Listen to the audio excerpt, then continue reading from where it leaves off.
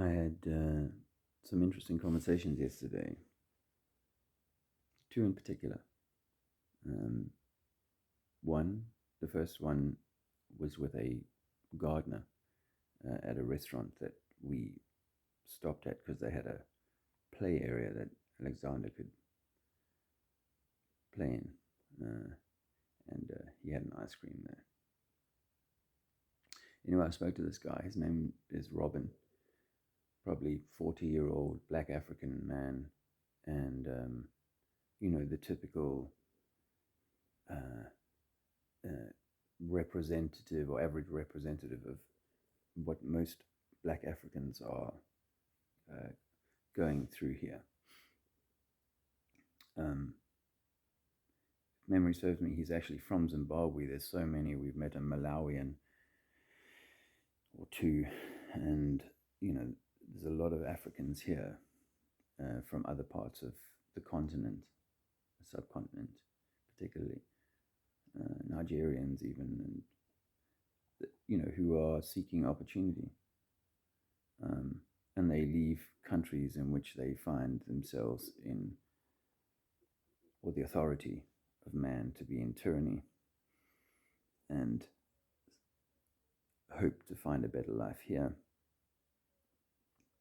One guy Andrea spoke to the other day spends most of the year away from his family, to try and send money home. Anyway, this man, Robin, just a humble, decent guy. He's all covered up to the nose, working, raking, and I approach him. Well, actually, once I walked past him and said something to him about, please don't wear that. And then later I saw him with fully covering his nose, and I thought perhaps he'd misheard me. So I went over to talk to him. Anyway, we had a great conversation, and he was smiling so hard when I confirmed to him that constraining aspiration, natural God-given aspiration, constraining it in any way was harmful to him. Yeah, he was smiling so hard when he had it confirmed that he was being mistreated, misled, and he accepts, or he concurred, that things have not gotten better for people here in the last few decades. For some, yes, there's a middle class who would say life is great, a middle class of all tones, and a growing, black middle class for sure, because that's been part of the engineering to push. Peter's company, he's a civil engineer, his last company, they're down about 70% on their staff numbers because they were not supporters of the current actor in charge, a guy called Ramaphosa. They were friends of the Zuma clan and did well by it. Now don't. This is the nature of the frontline politics, isn't it? Anyway, this guy, Robin, was so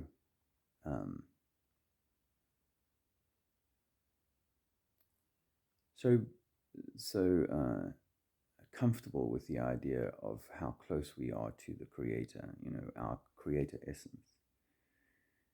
That we felt like brothers when we parted ways. It was special for him. He called when I was leaving, and you could tell he was very happy at having had the encounter. A short time later, I was petting this goat. I didn't expect that to sound like something occult. But we were at this little place, a little collection of shops where they had some ducks, geese, peacock, guinea pig, and two goats, one particularly large female, and I called her over and started scratching behind the horns, and she was really enjoying that and slowly walked me down her spine, until I'm kind of towards the tail end of the goat. You know how dogs and animals like to be scratched just before the tail because it's hard for them to reach that part of their spine. And and these two ladies, a mother and daughter, happened by, and they noticed, and I heard them say, "Wow, the goat's in a trance." So they came over and kind of scratched the goat. The mother was wearing the full balaclava, and so I asked her if she'd heard that they are harmful. It reminds me, there's another good conversation actually with another young couple with a child and a mother bearing a child. This woman bearing a child, and she was glad to hear what I had to say. She knew this. They both knew that they are not being given the full story or given a fake history. And anyway, back to the two ladies. The daughter seemed to be super switched on, and then the mother was, the both of them were like so taken with the information about Christ, about who we might be in connection to that, the divinity we carry, the connection to God. I think in the microscopic version, that we might be that God. We might be. I know it actually sounds heretical to some ears, and I think unfortunately, and I've not been in this for the votes and the likes, although I appreciate the support very much. I can't do it simply for the support. You can see from my last videos and my current state, that this is an unpleasant, uncomfortable walk to have to make. I'm sure none of you feel. A guy wrote to me today about his broken relationship with his sons, and I'm sorry for you, my friend. Living in a caravan sucks. It's a cold tin can. Our friends on the Isle of Man, I forget, Silver Spoons, they also can't endure a winter in a caravan. It's really unbearable. And then there's people here in their millions living in corrugated iron sheet shacks. And we should all be inheritors of the value of the value of this nature, of this world, because we are all equal in the eyes of God, at the very least. But as I say, I think the unpalatable truth for some is that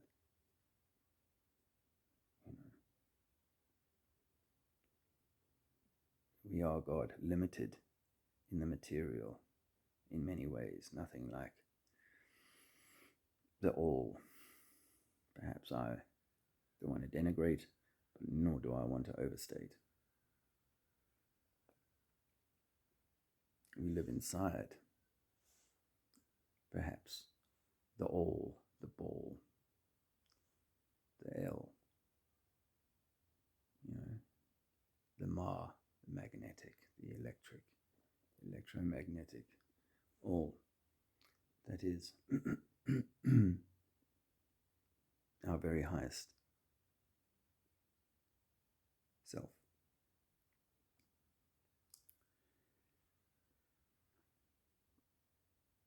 Powerful entities, be they man or beyond man, below man, powerful entities have misdirected all of this. talk to people like I have done a few times since I've been in South Africa, I really get that sense of purpose, a sense of, yes, this is maybe the journey, you know what I mean? Because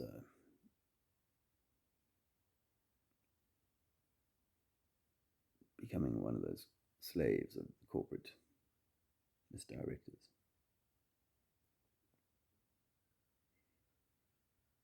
is only going to exacerbate or worse still, negate all the efforts that people have made. Because I should be minded that the information that I pulled together and the sense of this reality that I now held true is in large part because of the information that other people bravely, intelligently, courageously shared. Now I try to do more intuitive kind of just let things be and go with the flow. You have so much information, but I'm still trying to gain more, but I spend very little time looking at information. But talking of standing on the shoulders of giants, I've had a few pleasures since I've been in South Africa. One of them was to see a guy called Herbert Zili was my right-hand man in the Angolan War. He was the guy who sat right here next to me in the turret, the cannon between us. Between us, we loaded the cannon and selected targets and did what we had to. There was a driver, also a guy by the name of David. But I got to meet Herbert Zili the other day for the first time in I'm going to say it, 33 and a half years. 1987, December 14th or something like that was the last time I saw him. And it was awesome. It was like, obviously I have a very different perspective on why we were there and what we were doing and so on and so forth. But I have a different perspective now to one I had before, but I am,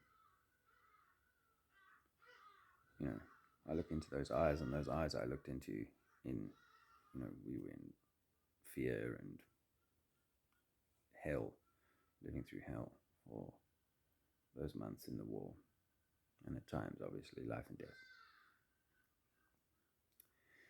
I also got to meet lone African bear, a guy called Vaughan, so it was awesome to meet him. I was his first flat earther, would you believe, or geocentrist, perhaps. Geocentrist realist, someone who's stepped out of pseudoscience, fantasy, theological belief perspectives. Now, I know that my view on our immediate connection to God, our God essence, the Christ within, is, has to be characterized in the terms of a belief. I wouldn't want to be too egoic about saying the knowing, because obviously I know what I experienced on DMT. When I crossed over, was I talking to God? Or, was it God? Was it the highest of God? Or was it the higher self, which is subject to God? These are things that, remain in the realms of uncertainty. But when if you don't overstate what we are in the terms of our Godhead, because people can get caught up in the ego version of what God is.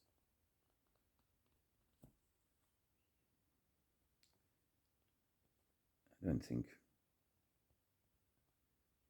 don't think we could. I mean, and maybe that's why it went wrong, Like, let's just say Egyptian type pharaonic I am God situation occurs. Well, then the few are controlling the many again. Am I too idealistic, wanting to say that if we found our Godhead, that we would return nature to a balance, share the abundance equally? But we are so in judgment, I mean, my family here would be like, no. You've all got to go and do your 40 years, at least 40 hours a week for 40 years. Prices here are astronomical for things.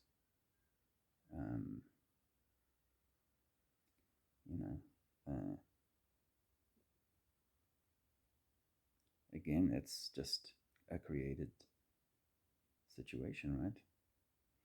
You allow people to borrow more and more money, and you keep them in fewer and fewer pens, then the prices are going to become astronomical. And people have to buy their food now on the world market with dollars on a weak currency, the rand. And the Malawians say that life's even more expensive out in Malawi. You'd think a place like that would be like super cheap, We grow it all locally. We go down the market. It's quite cheap, but no. Because they have to buy their stuff in bags that have come from corporations. And the corporations are in control. Out of control. So I just felt compelled. I was woken by the dogs this morning. There's a lot of dogs around. The bigger and noisier and what have you, people have gone that way, and dogs sleep outdoors a lot. So the disturbance and the neighborhood can get woken up by a cacophony of pretty loud barking.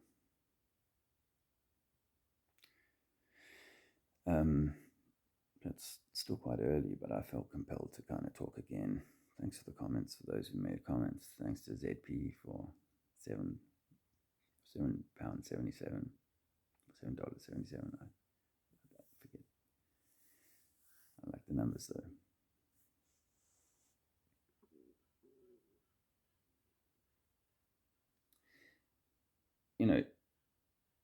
Like the giving of the message thing, for those who are still listening, I have been going on for a while.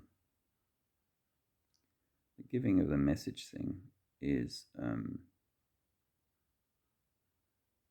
was saying to Andrea, I feel like the people here seem to hear me a little better, a lot better. If the percentage of conversations that I've had that have gone with a person walking away, taking something valuable with them, I feel is very high by comparison to the UK.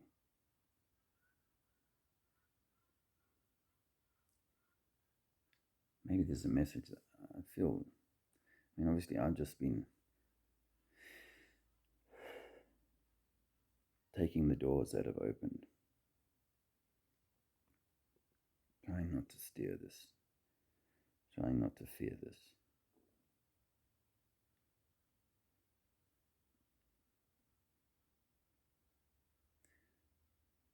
Andrea has been struggling with that. And of course we have Alexander to keep in a good state.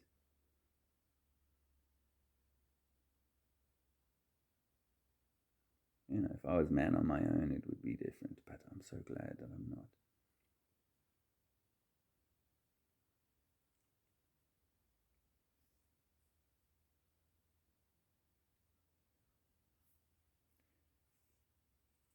because I have been, doing a lot of carrying of extra weight.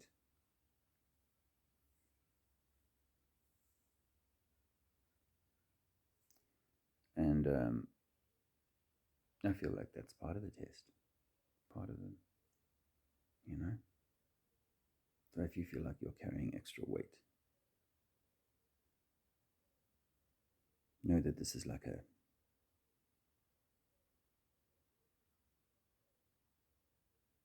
place for you to come and have experience, God to come and have experience.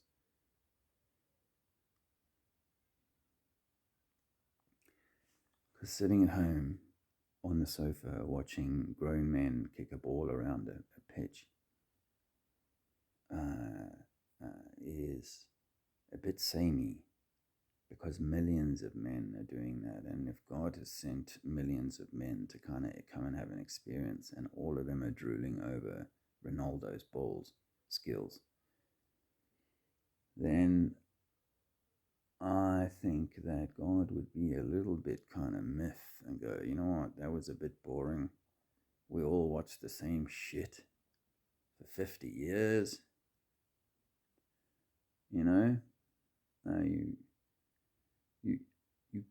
And you may be able to win the pub quiz about, on football, but God already knows that stuff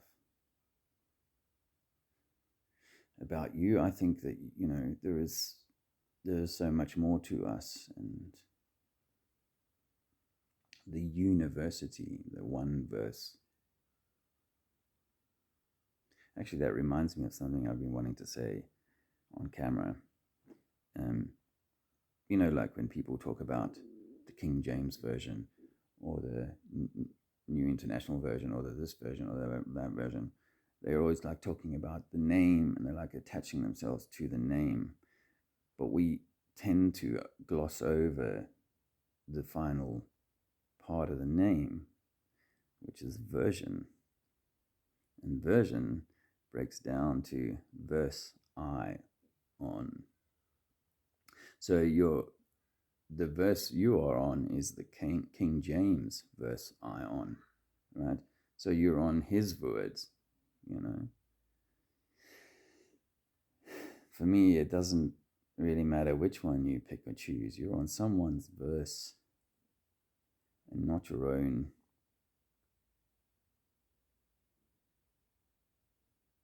Because if you are immediately connected to God, or you are the source incarnated and it's you, then what verse do you need?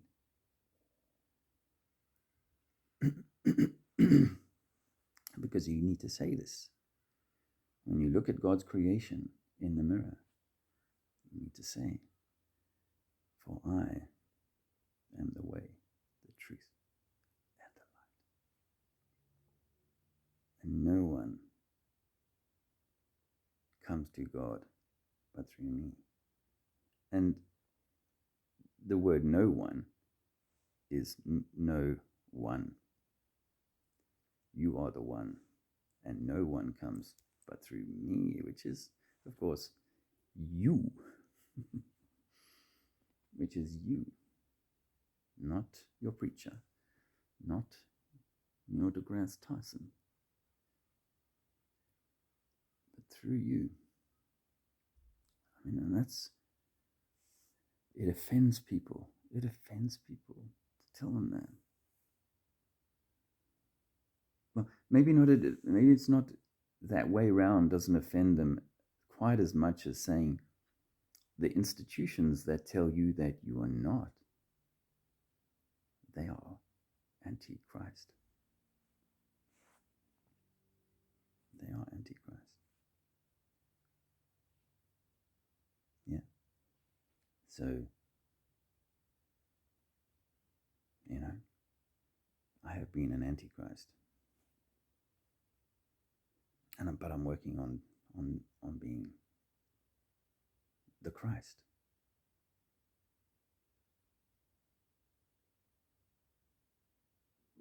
That should be all about, I think.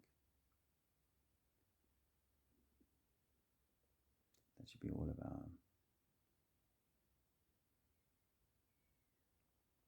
insight or understanding or perspective on this.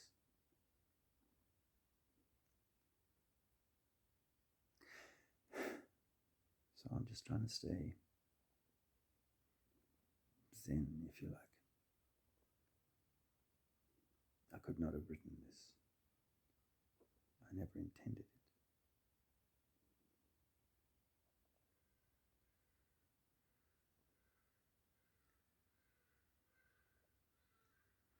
I was going to say I hope not to squander it, but I think we put ourselves under a lot of judgment about the things that we did, decisions we make.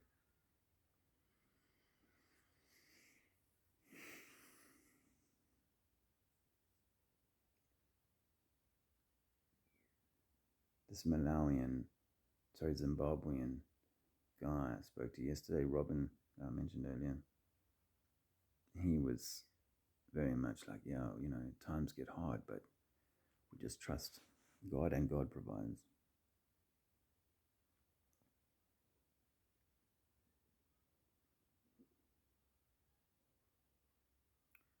So in the diminutive, fractal capacity as a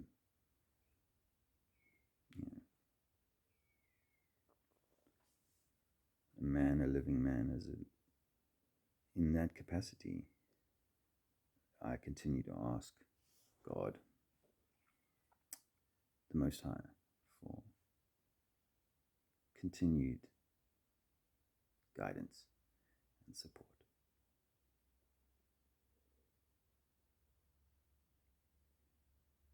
And I ask for certainty in my words and in my delivery, my honesty, my sincerity, because these are the things that reach people.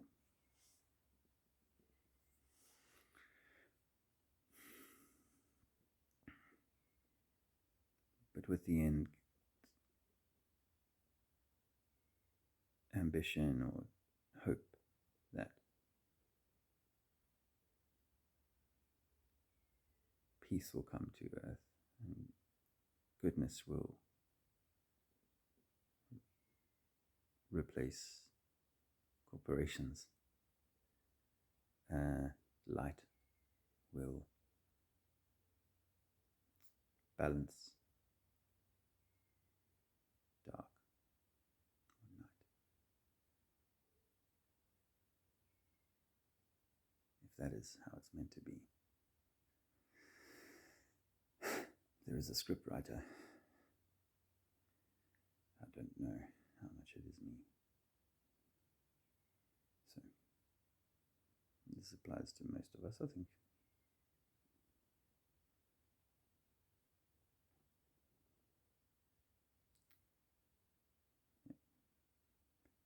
I guess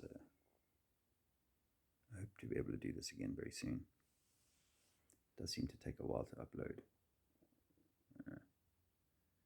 The video tends to get loaded and then is actually visible to me, but gets no views for 8 hours or something while it's being processed.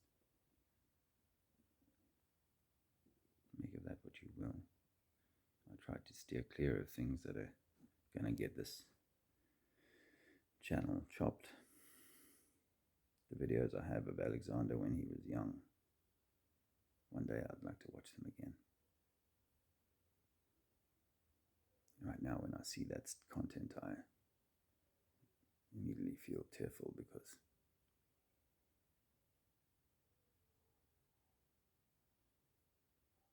I had a really finely tuned situation for him.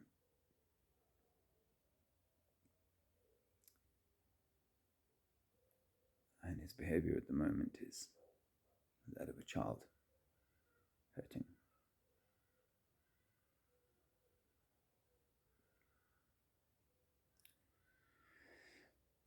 There's some some of his Lego stuff and lots of balloons and things. Trying to make life a little bit fun. And hey, there's a trampoline here, and he's not really had any consistent trampoline or to speak of. A brief time in Cape Town, but he's got a little trampoline here, and it's been since October, end of September 2019. As the older subscribers will know, he was on the trampoline every day, for at least an hour, could be 4 hours. Him and I. He was just becoming independent on the trampoline when we left the home.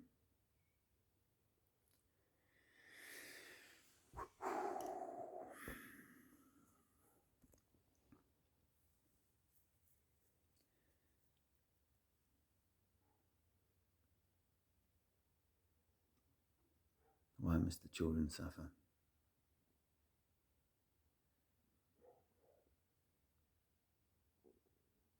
It brings about this dissonance in us all that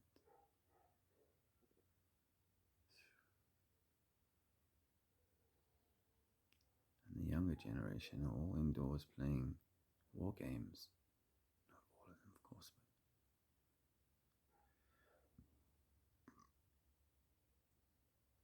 I'll tell you the story quickly. We're staying on this property, which is on someone else's property. Right? We're staying in this little place on someone else's property. And the son is 8 years old. The father and mother are no longer together. The father says to me, can you believe it? I couldn't understand it, but my son asked me for his 8th birthday for a bulletproof vest. Like a real bulletproof vest. And he shows it to me. And as he lifts it up, underneath it is like a long rifle type, machine gun type affair. It's like, wow. I didn't really want to say anything, but the dad was like, yeah, I couldn't understand it. Anyway, a little bit later, Alexander wants me to come into the room and watch something that this boy is playing. And it's like these zombie-looking creatures, and they're carrying like big weapons, machete type things, and blade, and this 8-year-old kid is matching them and with another big blade. And I say, but this is quite a violent game. And the kid is like, no, but it's a piñata characters. So they're sweet characters. So when you cut them, it's just like they become sweets, like break down into sweets. You obviously know that's the sort of stuff that we stumbled into this, like with Alexander and his sort of using the iPad and looking at apps. Some of them he downloaded were like one in particular where you're like a jelly character and you got to sort of gather more jelly. You become bigger, but as you run down this obstacle course, you sort of run past things that lop a little bit of the jelly off. We had to stop that because it was creating, well, that's what Alexander wants to recreate. So this 8-year-old boy is doing the same thing, but I mean, it's pretty huge blades and so it's little wonder that then Johnny, when he's say 12 years old, he's playing Call of Duty and he's playing all other sorts of this, and this is, I'm not saying it means that they're all going to go out and become soldiers, but I mean, this kid's already on his way if he wants bulletproof vests and camo gear and so on. I can't knock that, but at the same time, it's like I've tried so hard to inculcate. Hasn't worked all the way through, of course, but tried so hard to inculcate like a softness, a gentleness in Alexander. And And I'm reminded that, this is a dark and light place in which we need to experience the dark. We need to encounter the dark. And I went to war. Didn't choose it, of course. It was by law. But, I guess I have the contrast. I can say, I eschew war. I've not fired a weapon in 30 odd years, actually. But I eschew the war, war, and I can say that having done it.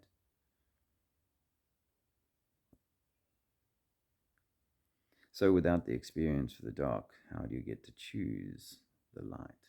If you're always in the light, you can never choose to step into the light. Which is, I guess, where God is at, always in the light. Kind of that infers that God wants the dark so as to get given the opportunity. And maybe that's true. I don't know.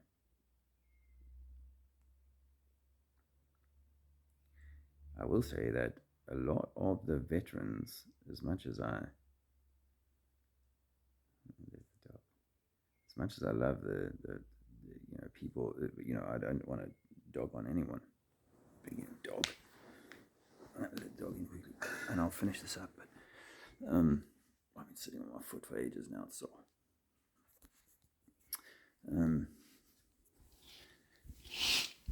Gus, come on in. Gus was going to sleep with us last night, but we thought we'd better let him out.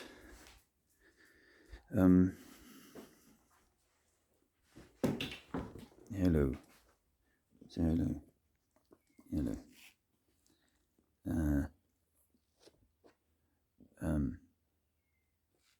Yeah, maybe. Anyway, a lot of veterans are whatever. I'm just saying a lot of veterans are still caught up in living in that veteran thing, and it hasn't given them the opportunity to fight. I don't know. Doesn't matter, guys. I am grateful that you've listened this far. That's amazing. I don't think that many people do listen all the way to the end, but if you have, thank you very much. Thank you for the support. And hey, if you've got any ideas on how I can build on this, we are going to maybe do a podcast. This young lady said to me yesterday, "Oh, why don't you do a podcast?" The one whose mother I've been talking to. So I did give her the YouTube name. But Andrew and I were talking about that because we have said, there are ways that I could be maybe achieving a greater reach. And, a bit like Martin Kenny, really, in a way that he was able to draw in the numbers of people so that there were, one, supporters who could help him fund it, his impressive mission, and two, that there were people who were able to come and join that community, because one of the most important things we feel we need is community. And being around, as I have lately, being around a lot of folks who are just newspaper readers and TV watchers,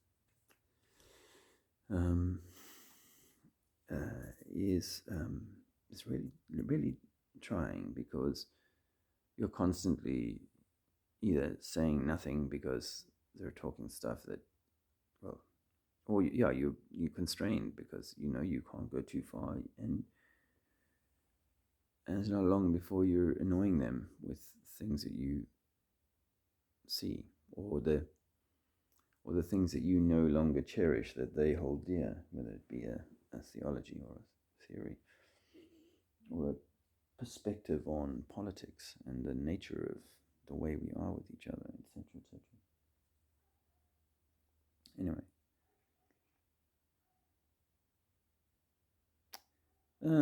So, yep, I'll say goodbye. And from Gus, who is obviously very much enjoying a little bit of attention, I will say, see you soon.